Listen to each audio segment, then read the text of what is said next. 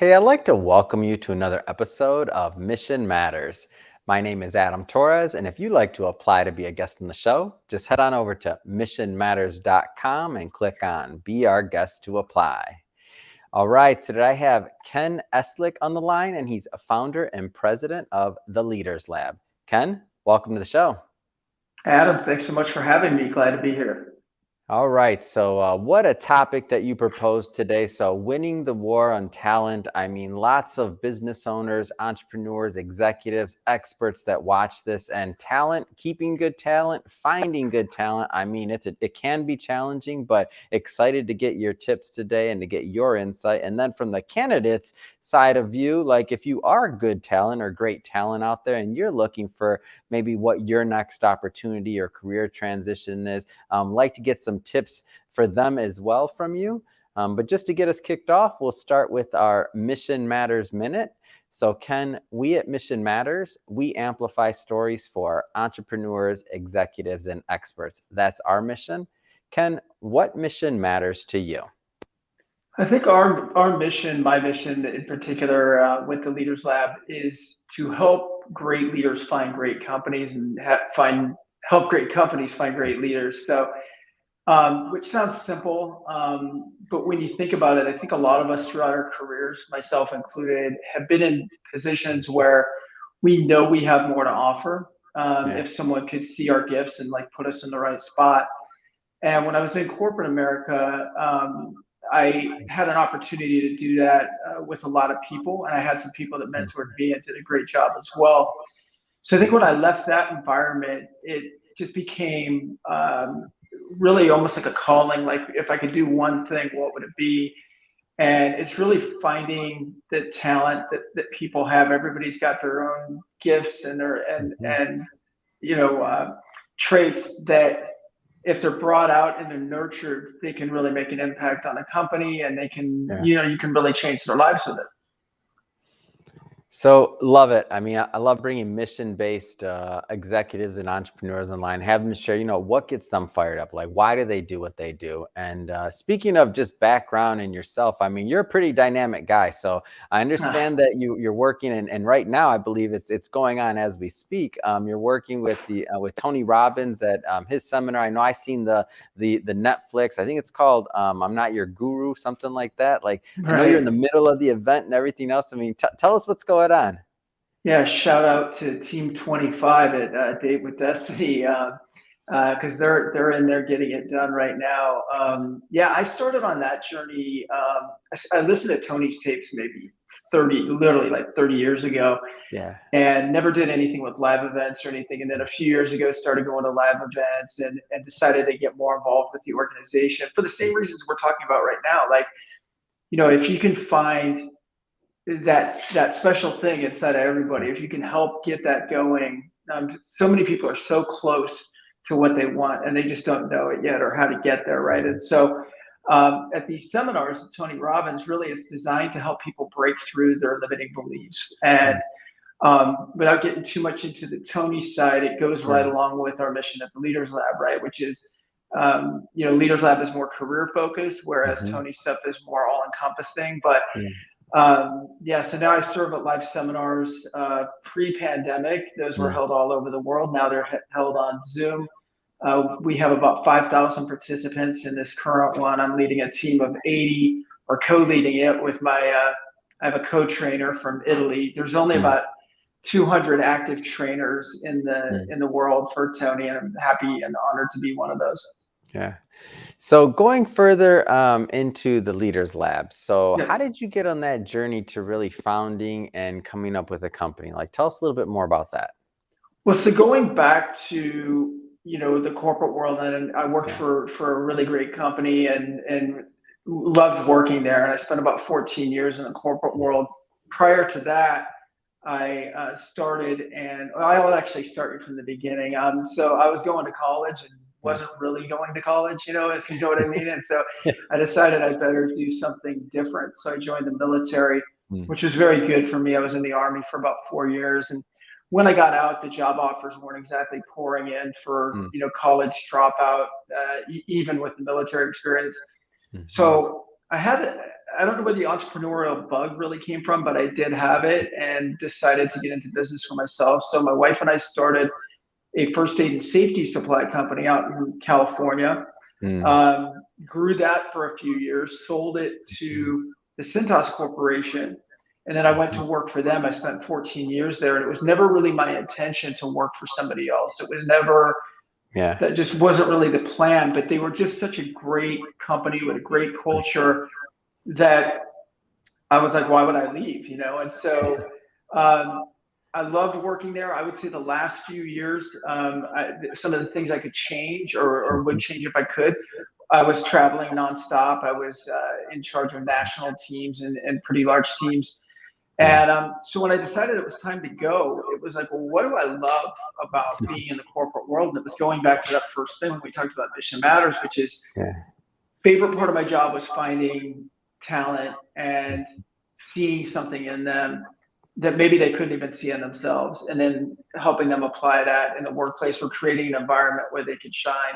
And a lot of those people now are VPs and directors and things like that. And so getting back to your original question is when I left, it's, I think when you transition from a job, and I'll say this with job seekers now, it's like, Yeah. what do you want to keep about your current situation, or what do you want to change? And what I definitely wanted to keep was that ability to find and nurture talent. Mm. And so I knew, I had already known in the back of my mind that, like, if I leave corporate America, this is what I'm doing. And literally the next day after I left, then Summit Careers, which was the predecessor to the Leaders Lab, it's the same company, Yeah. was started the next day. The next morning, I was designing logos and launching the company, and started to source candidates. Wow, that's amazing. So move Yeah, thanks. fast on that one, and we'll go further in the Leaders Lab. But there's some people out there that have that entrepreneurial spirit. They got that drive. They have that thing they want to do that might be inside of them, and they're like, they haven't quite made that leap like you did at one point. Mhm. What kind of advice would you give to those that are out there, maybe watching this, that are considering starting, their own thing? Well, it's interesting because I think a lot of people, I'm a big fan, obviously, of starting businesses, and Yeah, I'm a big fan of people. But at the same time, most people are not cut out for it, and a lot of yeah, people don't know until they get in there and either fail or succeed. And yeah, there's an old Tony Robbins saying, since we brought up Tony, yeah, it says your quality of life is directly related to the amount of uncertainty you can live with. And being an entrepreneur, as you know, Adam, it's all mhm, about uncertainty. It's all yeah, about, I mean, it's just full of risk. Um, you can start to eliminate some of the uncertainty mm, with success over time, but you got to go through a whole lot of it. So you can have a good idea, you can have a good business plan, but mhm, if you can't handle uncertainty, it's just not going to be the right space for you. No different than someone who has money, thinks they want to invest, but can't handle mhm, any level of risk whatsoever, right? Then yeah. that's probably not something they should do. Mhm. Oh, well said. And uncertainty and pain, all those things can be Yeah, part of the entrepreneurial journey. The for late sure. days, all the things that Yeah, come with it. Yeah, I always yeah, tell people just watch out before you sign up for it. It's not always a smooth road, we'll say. So totally. And awesome. and not to interrupt, but I'm still learning even today. I think resilience. If you look at the most successful people from an entrepreneurial Mhm, standpoint, the amount of no's that they get and that they mhm. just keep going. And I'm still learning that myself. Like, I think I'm a Yeah, pretty resilient person, but then I look at some of the people that I admire and I'm like, wow, like, sometimes I'm like, why didn't they just quit? I mean, they got smacked around pretty good before things started going their way. And yeah, so it's that combination, right? yeah, Resilience, work ethic, and then having a great idea on top of it. yeah. So winning the war on talent, right? A Mhm. lot of business owners, a lot of executives watching this. The Yeah. marketplace for talent, it's shifted, right? Whether it's with more people working remote, just a lot of things going on. I mean, what are some of the things? And I know this will vary from company to company, of course, size of company, industry, possibly. But what are some of the things that employers should be thinking about now when it comes to this battle for talent, so to speak? Well, I'll give you, a few things. Is number one, companies have to be very clear on what are their must-haves and preferred for the Mm, job after they've identified the job description, and then they need to look at those and ask, are these realistic for this current environment? Right. mm, So maybe 10 years ago, it was realistic to take a recent college grad and say, in our management trainee program, you're going to move wherever we tell you to move, sort of yeah. like the military, right? Oh yeah. And maybe now that's more of a regional thing, or maybe they don't have to Mm, move at all if they're in a big enough market, right? So they yeah. have to think about those things and not sacrifice necessarily the culture, the Hmm. business, but bend where they can bend to make it more attractive because their competitors are doing the same thing. Mm, So that's the first step, the must-haves and preferreds. I think the second thing is having a clearly defined hiring process. So, mm, how do you do it? And where are the gaps in your hiring process? yeah. I think speed in the hiring process is essential right now. And I Mm, think people sometimes mix that up with being like haphazard or yeah. rushing people through, and that's not what I'm saying at all. I think what I'm saying is that if you have an 8-step interview process, whatever Mhm. that is, from resume screening to final offer, Yeah.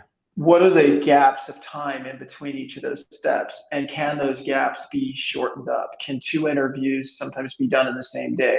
Can Mm, 4 interviews be done in the same day? There should be someone always keeping an eye on that process as if you were the candidate and going, what would make this more appealing to me? mm, Now, finally, and this is a big one, but what's your story? Like, why would people want to yeah. come to work for you? You need to be able to clearly articulate, like, Mm, what's the package here? What's in it for the yeah. candidate? What's the growth story? What's the culture? And if you can't sell that to yourself, if you can't Yeah. articulate that as a hiring manager, you should probably find another place to work, or figure out a way to create that message because again, it's very competitive out there. But I think if you've got a great Mhm. story, a great hiring process, your must-haves and preferred, um, Yeah.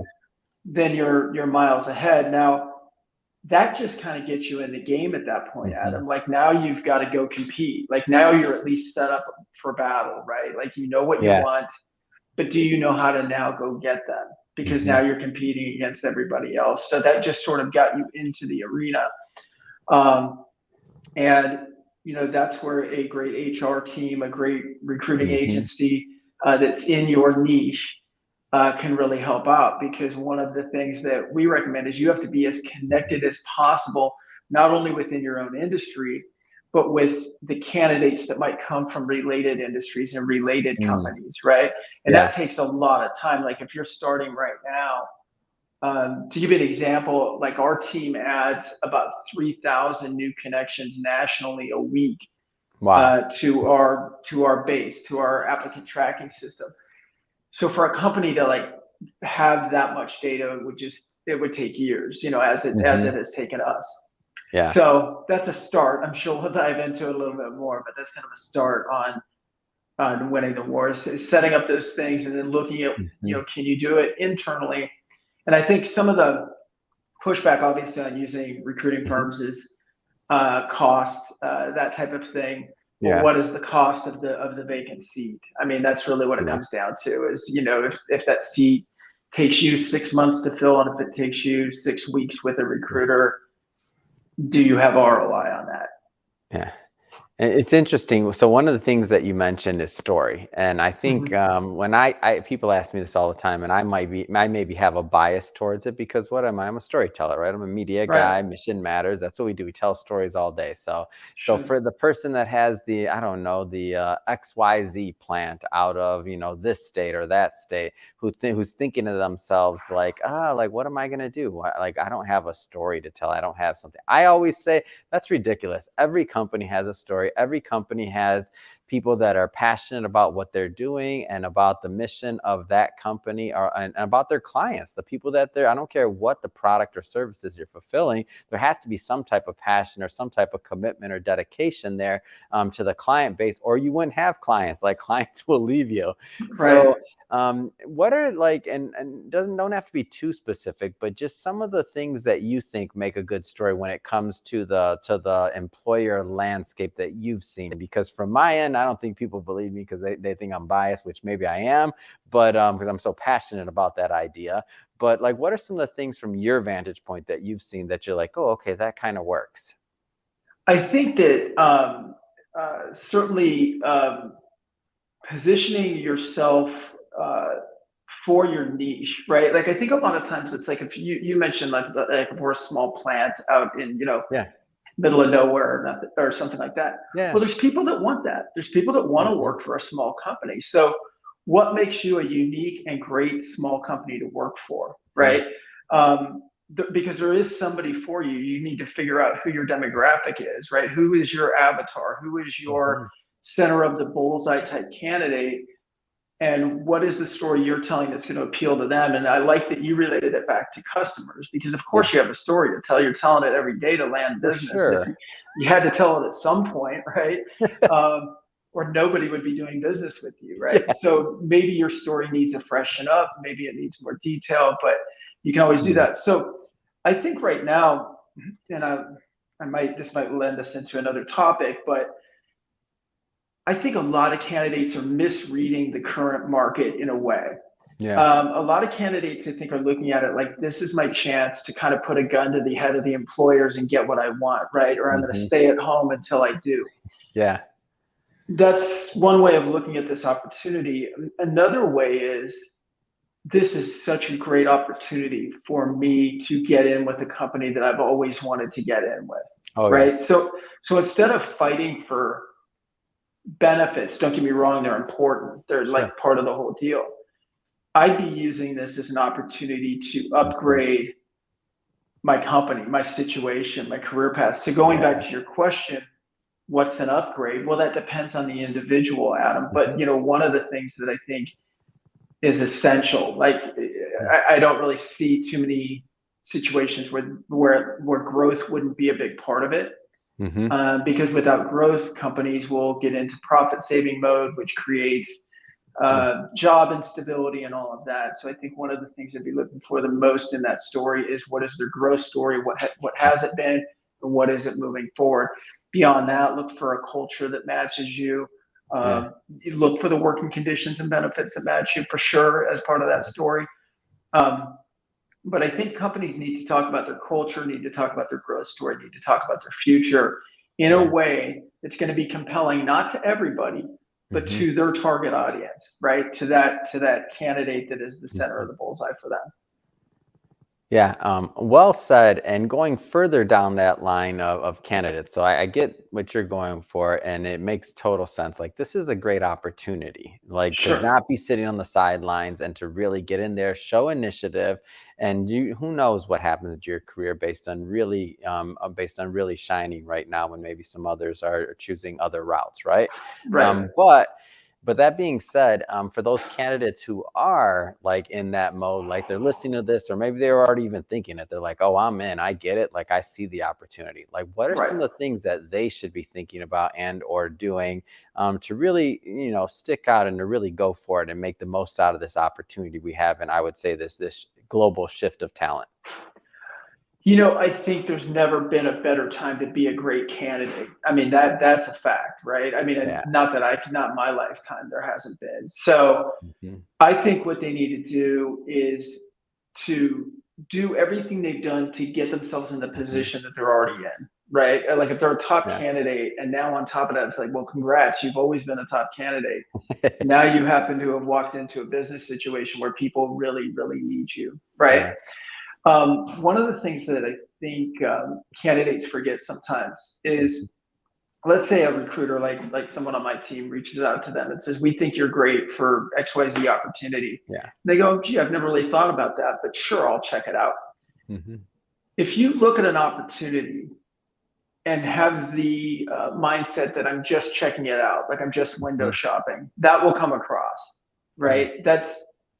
And nobody's going to hire you. Even, I mean, they Hmm. might out of desperation, but that's not what you want, right? So what I would say is look at what's out there and look at what you really want. If you're a top candidate, again, there's never been a better time to get it. And even Hmm. if you are just kicking the tires, kick them with enthusiasm. Kick them to, you know.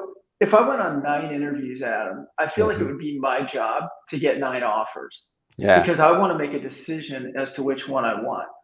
If I go in passive with all 9 opportunities because I'm not sure, so I'm like, well, I'm just not sure. Hmm. I'm relying on I'm relying that some employer is going to call me back because they just love me so much that now they're going to bring me back and kind of sell me, right? Yeah. So I think candidates sometimes get that wrong in that, yes, there's a need for you, and yes, Hmm. there's going to be a lot of people competing for you. Yeah. But this might be a corny analogy, but I'm going to use it anyway because most people really get what I'm talking about. Yeah. Is it's like if you were dating, Yeah. right, and you weren't sure who you wanted to marry yet, right? Hmm. But if you approached everybody like I'm just never going to be a commitment kind of guy, then Hmm. nobody's ever going to be the right one, right? So I Yeah. mean, I think there's got to be an attention there that, hey, if I'm very interested in your company, so I would still do homework on all 9 companies. I would Hmm. still do, the research. I would still um, go after those positions as if they were Totally. all my number one, and then I get my pick when it comes back. So, Ken, I want to shift gears a bit here. Let's Yep. go further into the Leaders Lab. You mentioned founding it, a little bit about what you do, but maybe more directly, tell us more about the company.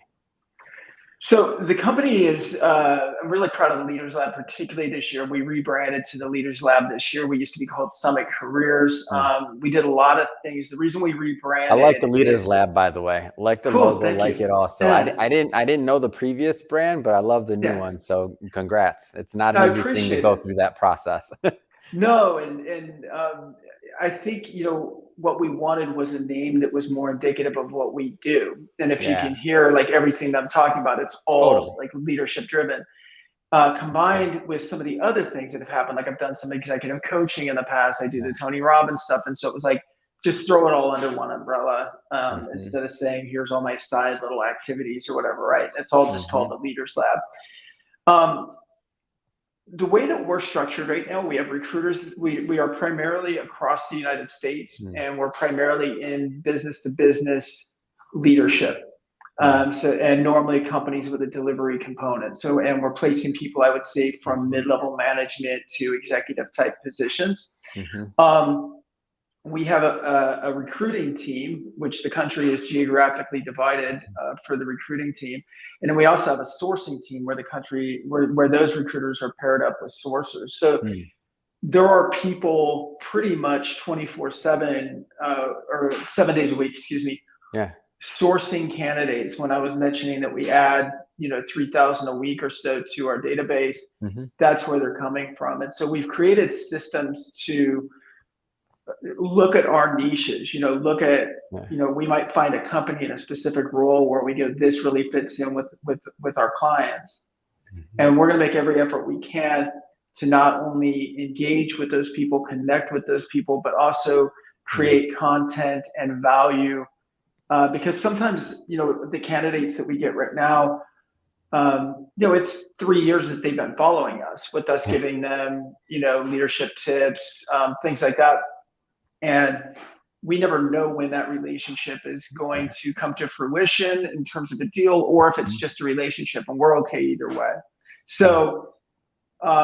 So that's sort of how we're structured. Our main thing when someone calls us is we already want to be networked into their niche, Yeah. right? So like if we can start right away. We don't have to go through that ramp up that they would have to do internally to start talking to Mhm. people, particularly in major markets. Yeah.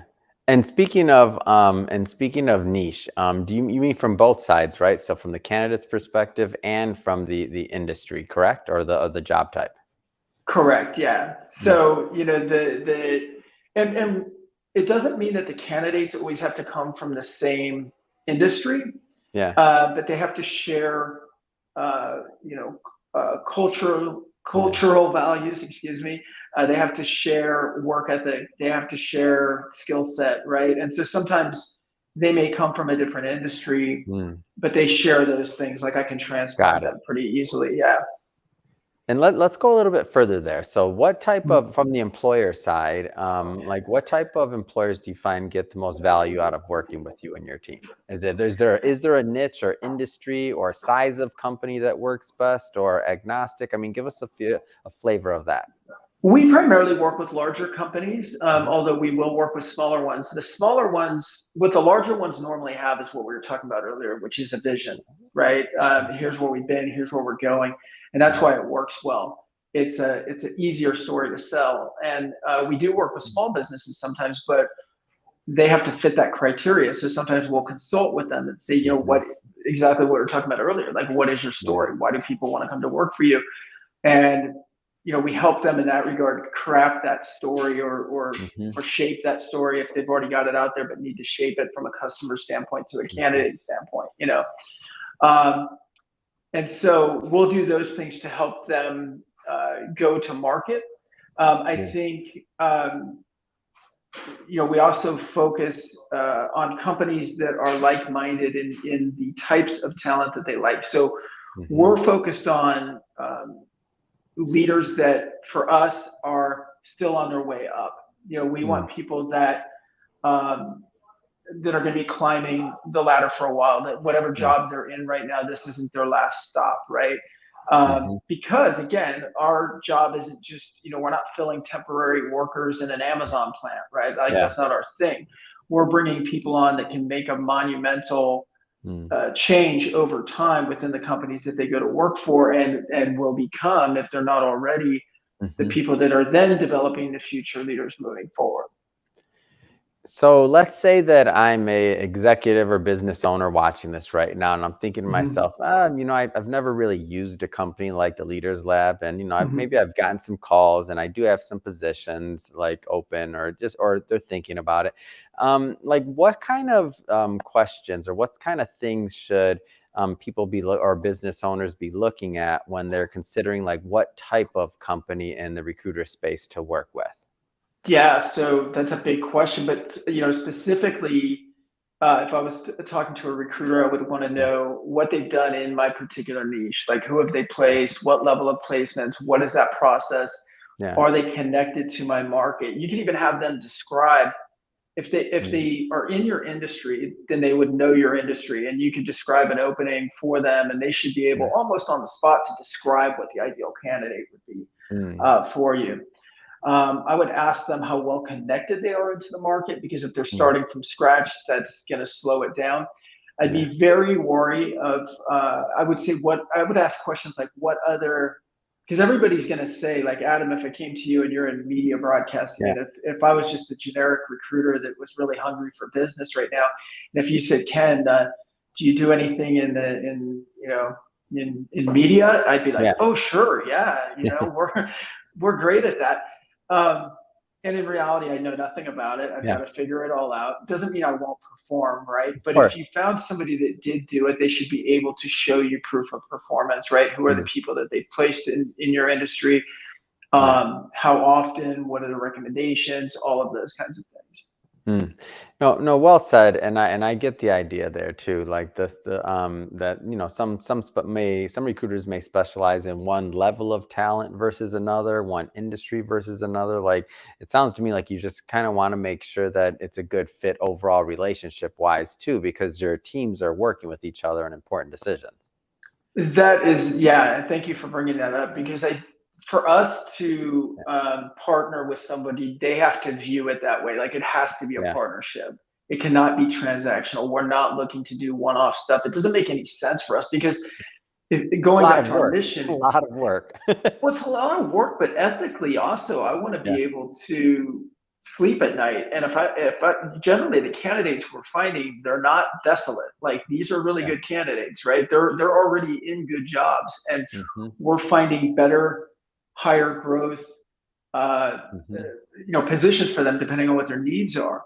I Yeah. want to know that we're putting them with somebody great. I want to know that we're putting them in a better place than where we found them. Mm. And I'm not going to get that if I'm contracting with people that just want to do one-offs when they're desperate, right? So, Yeah. um, so we vet out.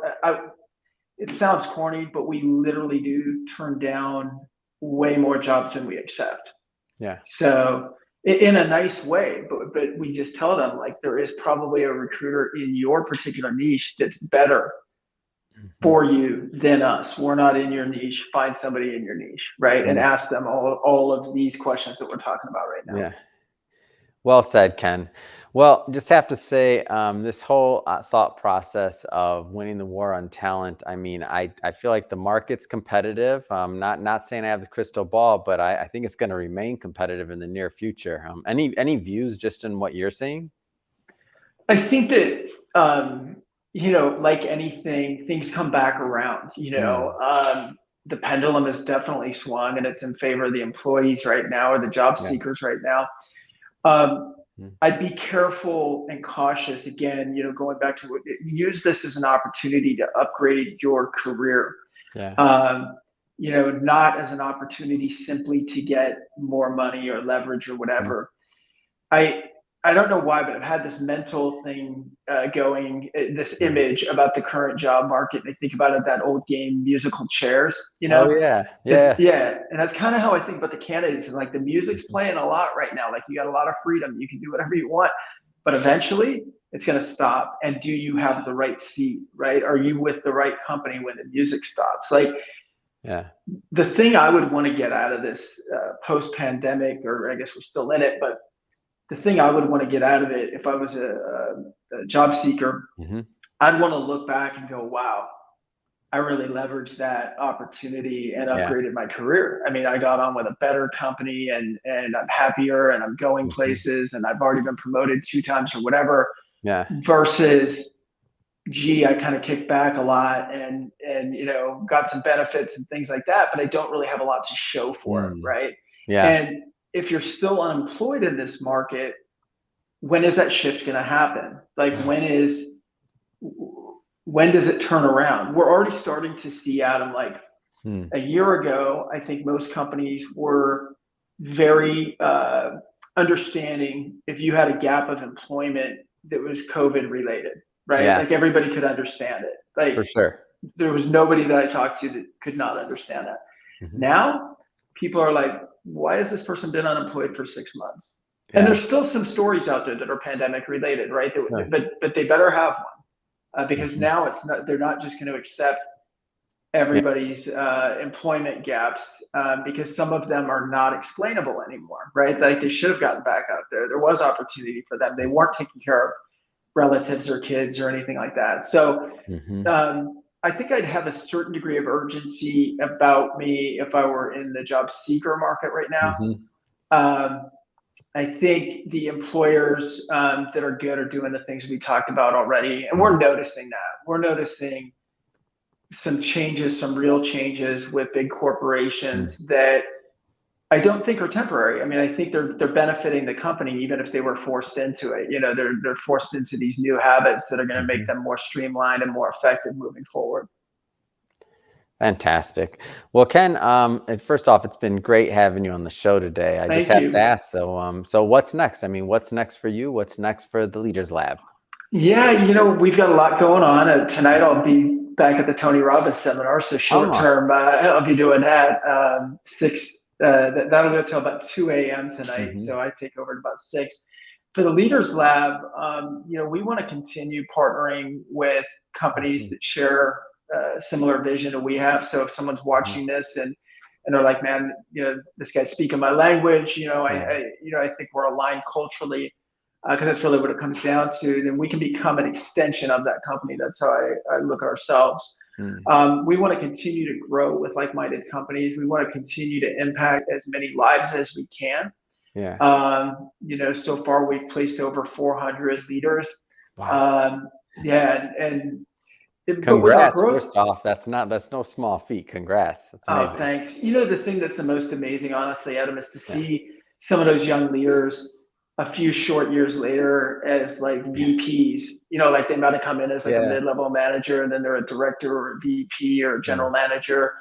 And then they become our clients, which is funny because I was like, wasn't I just recruiting you like 4 years ago, and now I'm like working for you? I'm like, but that's the beauty of it. I love it when it comes around like Yeah. that. Yeah. Oh man, that's amazing. What a great story. I'm happy to bring this to my audience. So if somebody is watching this right now and they want to learn more about the Leaders Lab or to connect with you and your team, I mean, what's the best way for them to do that? So you can definitely check out us out on the web, which is theleaderslab.co. It's just Mhm. .co. You can also email me at the same address. So it's just ken at theleaderslab.co, or any of our recruiters. If you find us on LinkedIn, we're all over LinkedIn. So that's Mm. really kind of our social media engagement platform. And if you're watching this, that's probably how you found it. So feel free to reach out to us on LinkedIn as well. Fantastic. And we'll put all those details in the show notes so that my Cool. audience, they could just go click on them and just head on over to your website nice and easy.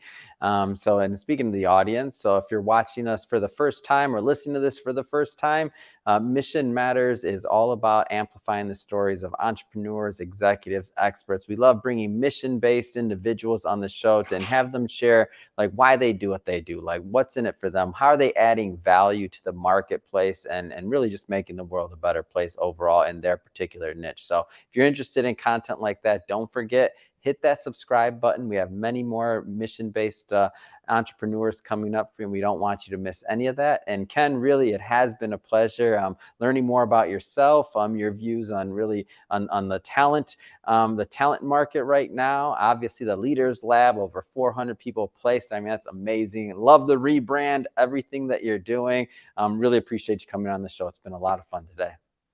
Thank you, Adam. I appreciate it. Pleasure to be here, and I'll come back and see you soon.